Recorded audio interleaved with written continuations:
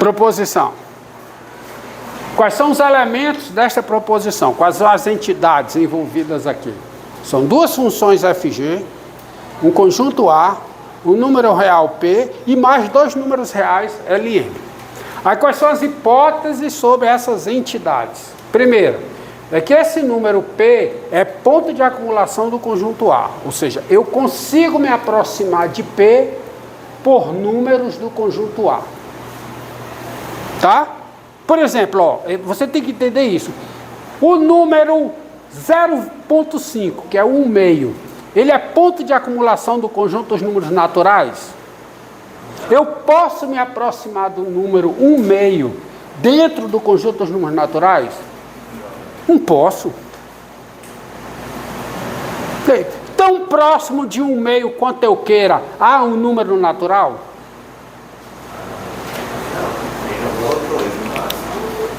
Hã? O que foi que eu perguntei? Está aqui 1/2. Tão próximo de 1/2 quanto eu queira, ou seja, dada qualquer vizinhança aberta, estrita de 1/2, tem um número natural lá dentro? Não. Por exemplo, se eu der essa vizinhança aberta aqui, que tem o 1 e o 2, essa vizinhança aberta aqui, não, e é estrita, ela não tem número natural. Em outras palavras, eu não consigo me aproximar de 1/2 dentro do conjunto dos números naturais. Agora, todo número real é ponto de acumulação do conjunto dos números racionais. Por quê? Porque, dado o número real, qualquer vizinhança aberta e estrita desse número real contém um número racional. E também contém um irracional. Ou seja, qualquer número real é ponto de acumulação do conjunto dos números racionais e também é ponto de acumulação do conjunto dos números racionais, dos racionais e dos irracionais. Se eu pegar um número, está aqui, um número real, qualquer que seja ele, dada qualquer vizinhança aqui, dada qualquer vizinhança aberta, estrita, não importa o tamanho, aqui dentro tem um número X racional e tem também um número Y irracional. Moral da história, o ponto P, qualquer que seja o número P, ele é ponto de acumulação do conjunto dos números racionais e é ponto de acumulação do conjunto dos números irracionais. E é isso que eu vou usar no meu exemplo. Então vamos lá. Essas entidades, o P é ponto de acumulação de A, as funções F e G estão definidas em A, ou seja, existe F de X e existe G de X, qualquer que seja o X no conjunto A. Mais do que isso, as duas funções coincidem no conjunto A. Isto é, F de X é igual a G de X, qualquer que seja o X em A. E além disso, o L é o limite da F em P e o M é o limite da G em P. Se isso acontece, o L tem que ser o M. Está lá na nota demonstração, mas eu vou usar. Eu vou criar condições para usar, para mostrar que... Vou pegar uma função aqui que não tem limite em nenhum ponto. Não tem limite em nenhum ponto. Aqui, ó.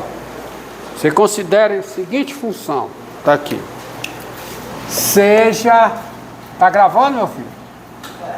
Cameraman. Apostos. Seja F de R em R a função dada por F de X é 1 se o X F de, é X se o X é racional. Vou fazer diferente lá da turma da matemática. E é menos X se o X é irracional. Olha aqui, presta atenção. F de X, está filmando aí?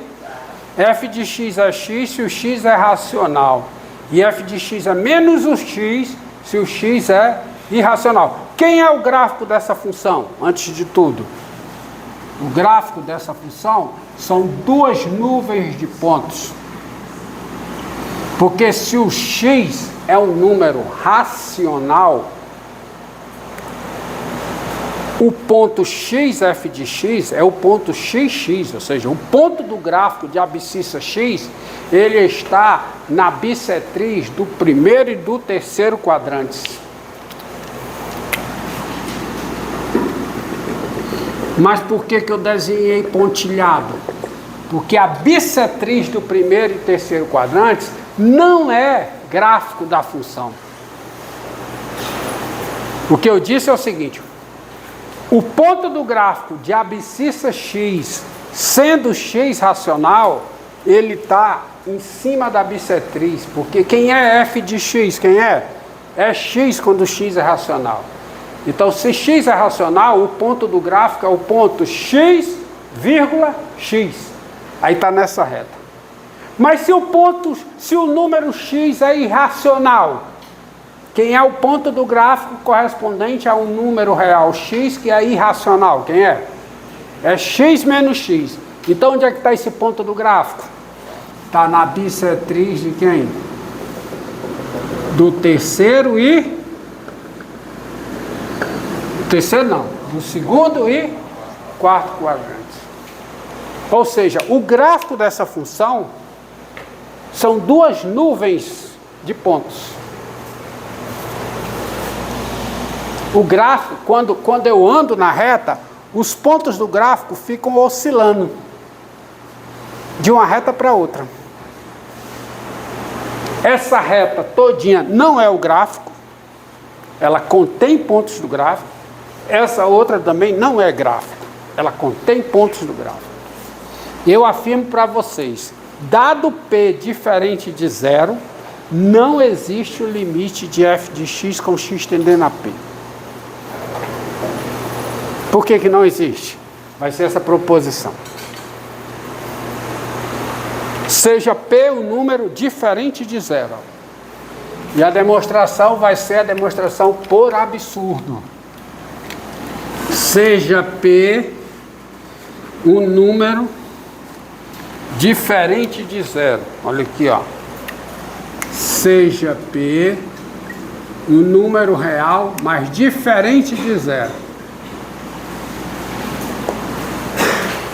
Suponha que existe L real. Olha aqui, ó. Onde é que vai dar o absurdo? Suponha que existe L real tal que o L é o limite da minha função f em x com x tendendo a p. Ó, a minha hipótese, ó. Suponha que existe um L real para esse P dado, que é qualquer, mas está fixo aí, porém arbitrário, ele é fixo, porém arbitrário. Suponha que o L, que existe um número real L, tal que L é limite de f de x com x tendendo a p. Ó. Ponto.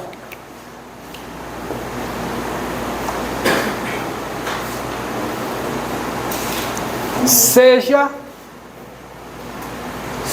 G de R em R a função dada por G de x igual a x, qualquer que seja o x real. Olha, a função G, a função que vai de R para R, ela é a identidade. Pergunta. Pergunta não, afirmação. Quem é o limite de G de x com x tendendo a P? Quem é? É o limite... Muito bem, é o limite com x tendendo a P de x. E quem é o limite de x com x tendendo a P? É P. E, mais importante, você tem isso, você tem que f de x é igual a g de x, qualquer que seja o x racional. Claro, porque quem é f de x se o x é racional? É x. Quem é g de x se o x é racional? É x. Ou seja, essas duas funções coincidem no meu conjunto Q de números racionais. E o ponto P é ponto de acumulação do conjunto de números racionais. Todo mundo é. Todo número real é ponto de acumulação do conjunto de números reais. E P é o quê? Ponto de acumulação de quê? O meu Q é o conjunto A. O L é o limite da F. O P é o limite de quem? Da G. As duas coincidem no conjunto A dos números racionais. Então, o limite da F tem que ser o limite da G. Por essa proposição. Entendido? Logo, o L é igual a quem? A P. Tá? Isso é um lado é uma face da moeda, porque tem o outro lado. Por outro lado,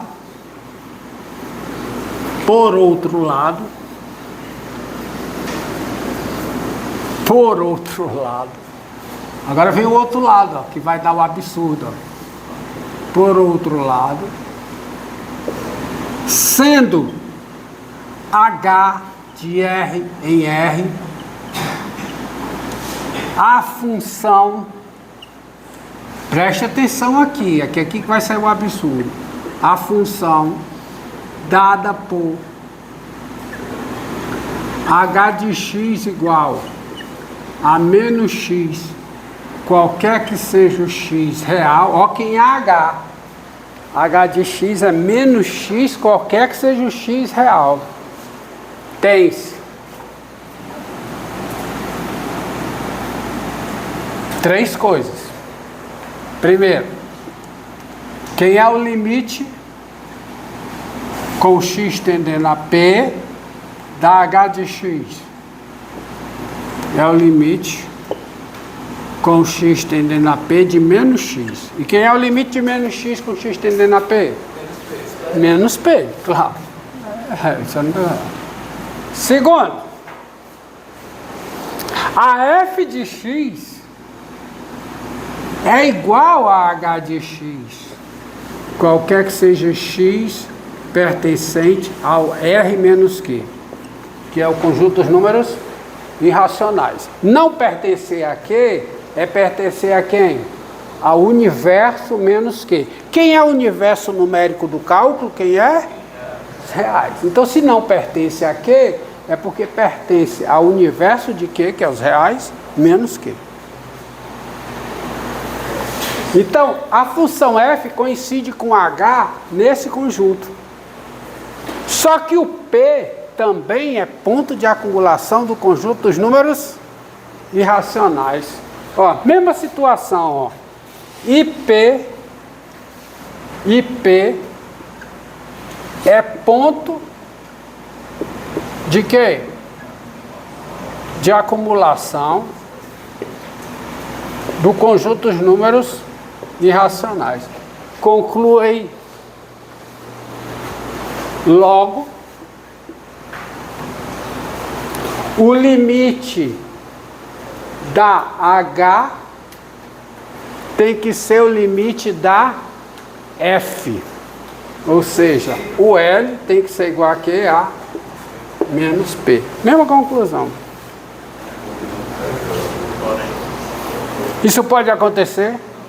Um número P diferente de zero, com um número P diferente de zero, eu posso ter um número real L sendo igual a P e ele sendo igual a menos P? Posso? Não. Isso é o quê? O que é que eu tenho aí? Como é que se diz? Vírgula, o que é um absurdo. Sim, isso é um absurdo. L ser igual a menos P e L ser igual a P é um absurdo. Ótimo, é um absurdo. Mas esse absurdo veio de onde? De onde veio esse absurdo? Não. Esse absurdo veio de uma hipótese. Qual foi a hipótese? Supor que existe um L real, tal que L é limite de f de x com x tendendo a P. Quando eu quero demonstrar que uma proposição é verdadeira, e eu não consigo mostrar diretamente, uma demonstração tem uma proposição. Quando eu quero mostrar que essa proposição é verdadeira, uma forma de demonstrar é demonstrar que a sua negação implica uma proposição que é falsa. E qual é a proposição que é falsa? L ser igual a P e L ser igual a menos P, com P diferente de zero.